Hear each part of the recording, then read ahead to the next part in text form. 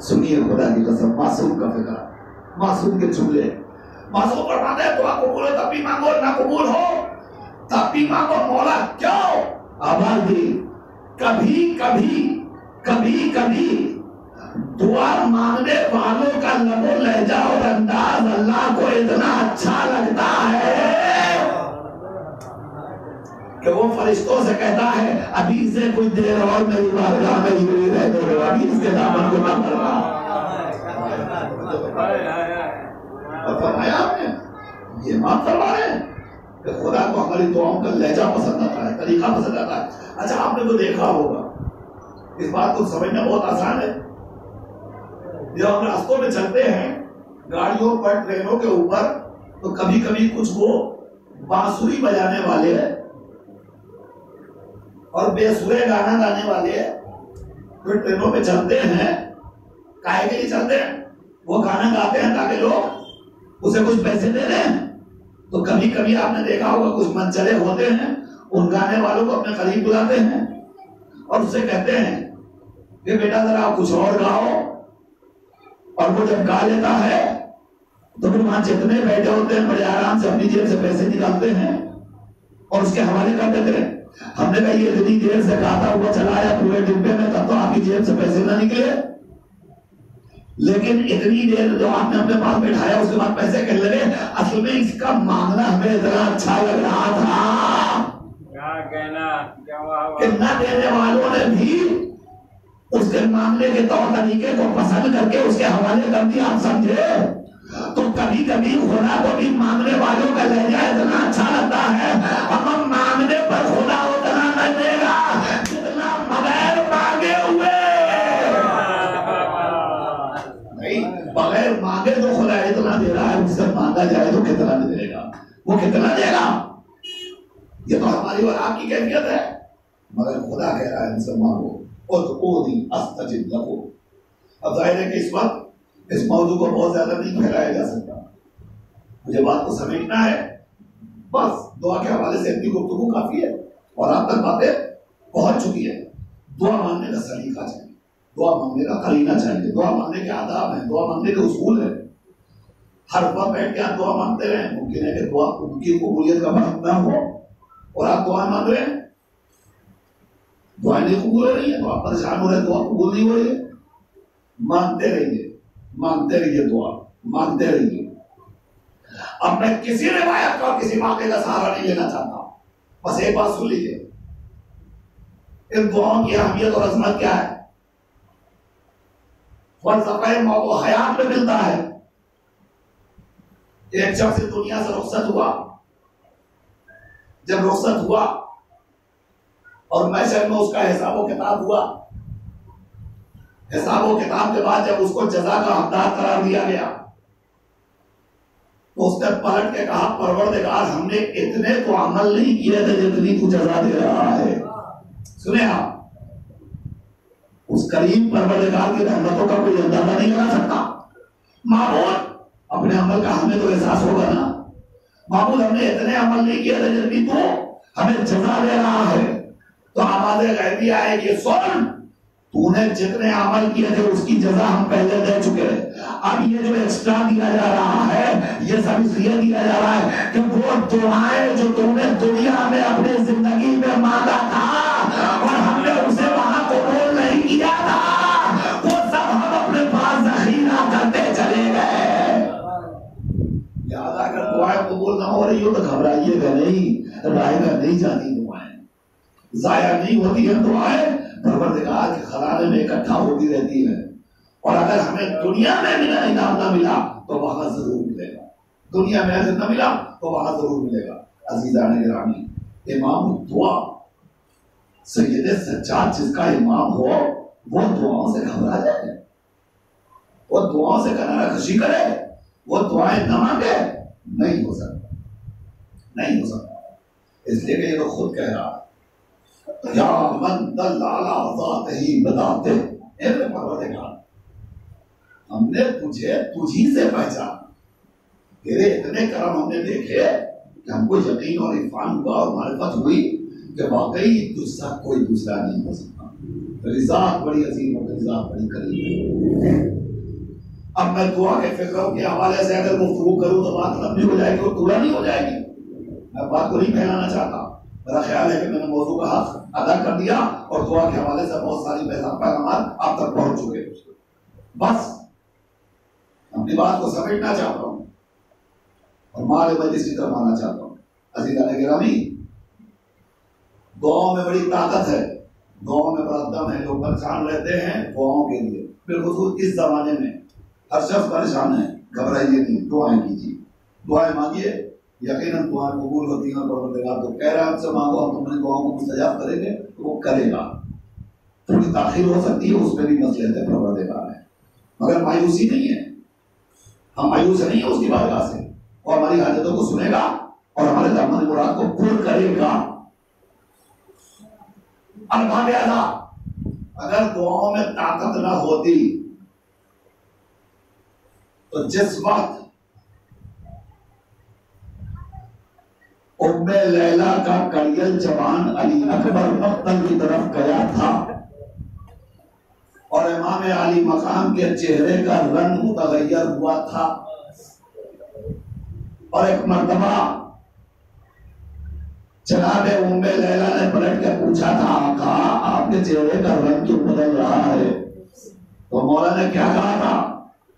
یہی تو کہا تھا ام لیلا اس وقت ایک نامی پہلوان سے میرے بیٹے کا مقابلہ ہو رہا ہے۔ ام لیلا تم ماں ہو، ماں کی دعا بیٹے کے حق میں چل پوری ہوتی ہے، لہذا چاہو تم دعا کرو تاکہ تمہارا امت سلامت آ جائے۔ ارباب اعظام آپ سمجھے، یعنی ایسے عالم میں بھی کہ جہاں بازار شہادت سجا ہوا ہو، مقتل گرم ہو رہا ہو، اور ایسے عالم میں بھی ہمارے معصومین ہمیں دعا کا سلیقہ دے رہے ہیں اور دعاؤں کی تعلیم دے رہے ہیں، اور ہمیں یہ بھی ہدایت کی کہ یقیناً ماؤں کی دعا بیٹوں کے حق میں زیادہ مستجاب ہوتی ہے۔ ایک مرتبہ جناب ام لیلا آئی، مصلے کو بچھایا اور مصلے کو بیٹھ کر کے ہاتھوں کو ملک کر کے آواز دیتی ہے، اے میرے پروردگار مجھ پر رحم فرما، اے یوسف کو یعقوب سے ملوانے والے خدا میرے اکبر کو مجھ سے ملا دے۔ ابھی ام لیلا مصلے پہ تھی کہ ایک مرتبہ اکبر میدان سے واپس آ گئے۔ جزاکم اللہ خیر الجزا۔ دعا مکمل ہوئی کہ نہیں ہوئی؟ مقتل میں دعا کا سلیقہ امام نے سکھایا ہے۔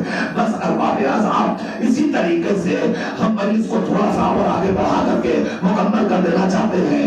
دعا کی عظمت اور دعا کی فضیلت کو سمجھے آپ۔ تاریخ شاہد ہے، شب عاشور آئی ہے نا، تو اہل حرم کے خیام سے اس طرح دعاؤں کی آوازیں بلند ہو رہی تھی کہ روایتوں کا فقرہ ہے کہ ایسے آواز بلند تھی جیسے مکھی کے چھتے سے مکھیوں کی بھنبھلاہٹ کی آواز آ رہی ہو۔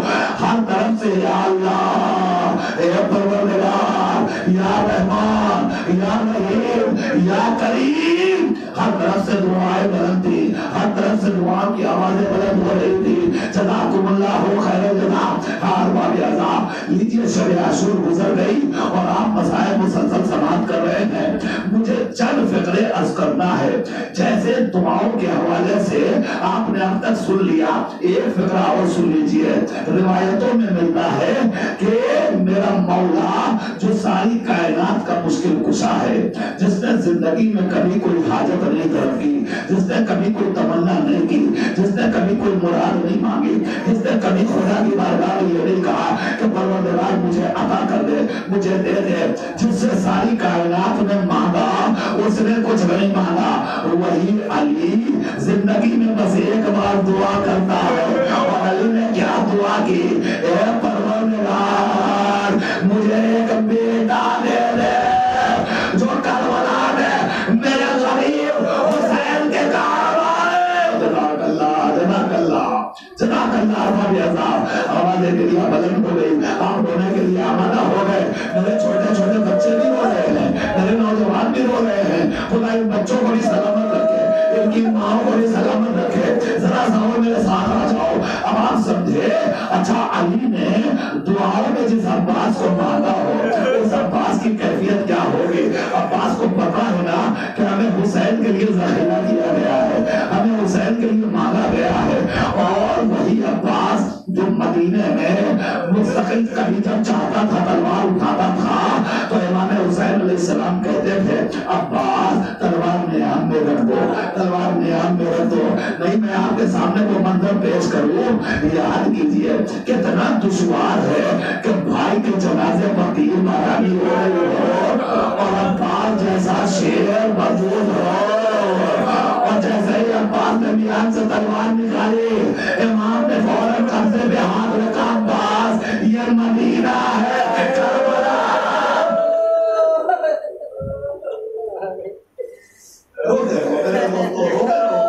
रोते रहो गमे हुसैन में चौथे इमाम रोते रहे पूरी जिंदगी रोते रहे। मेरा इमाम थका नहीं, गरीब था, प्यासा था, भूखा था, हथकड़ियों और बेड़ियों में असीर था, मगर मेरा मौला मुसलसल रोता था। कितना रोते रहे सैयद सज्जाद। अरे जब पूछने वालों ने पूछा मौला इतना क्यों रोते हैं, मौला इतना क्यों रोते हैं, आपका घर शहीद हो गया तो शहादत तो आपकी मीरास है ना मौला, इतना क्यों रोते हैं। तो सैयद सज्जाद ने तलब किया, जब फिर कहा था कहते भाई ये सच कहा, शहादत तो मेरी मीरास है मगर फूफियों और माओ का बाजार शाम में बेमगनों चादर फिराया जाना। सैयद सज्जाद ने ये बंदर अपने निगाहों से देखा है, कैसे कवाला करे और कैसे बर्दाश्त कर ले। जज़ाकुमुल्लाह। बस मैं इस वक्त तमाम कर चुका और आप रोने का भी हक अदा कर चुके, मगर आखिरी दो फिक्रे सोचिए। जिस अब्बास को अली ने दुआओं के जरिए मांगा हो, उस अब्बास से हुसैन बार बार कह रहे हैं तुम करबला के लिए हो, तुम करबला के लिए हो अब्बास, तुम्हें अभी अपने जौहर नहीं दिखाने हैं, तुम करबला के लिए हो। तारीख कहती है जब अब्बास करबला में आ गए तो अब्बास के दिल में कितनी तमन्नाएं करवट ले रही होगी, अब्बास के दिल में क्या तमन्नाएं करवट ले रही होगी। बस एक मंजर पेश करना चाहता हूँ, यही शब आशूर है। हर माँ अपने अपने खैमों में अपने अपने बच्चों को पहला रही है, समझा रही है, दिलासा दे रही है, तलकीन कर रही है। सुबह मामू पे जान पैदा करना, सुबह चचा पे जान पैदा करना, सुबह मामा पे जान पैदा करना। हर खैमे का ये आलम है और नानी कहता है कि एक खैमा था जिसके पुष्ट के ऊपर गाजी अब्बास अपने हाथों में तलवार लिए हुए एक पत्थर पे साइकिल कर रहे हैं और तलवार को कभी छूटते हैं, कभी साइकिल करते हैं और कभी गिरिया करते हैं और कहते हैं तलवार कल सुबह इससे काम लेना है, मेरे आका का कोई दुश्मन सलामत न रह जाए। इसी असला में एक मर्तबा अरे पुष्ट मेरा इमाम आया, अब्बास से कहा तलवार दे दो, तलवार लेकर तलवार को दो हिस्सों में तकसीम करके जमीन पे फेंक दिया। ए अब्बास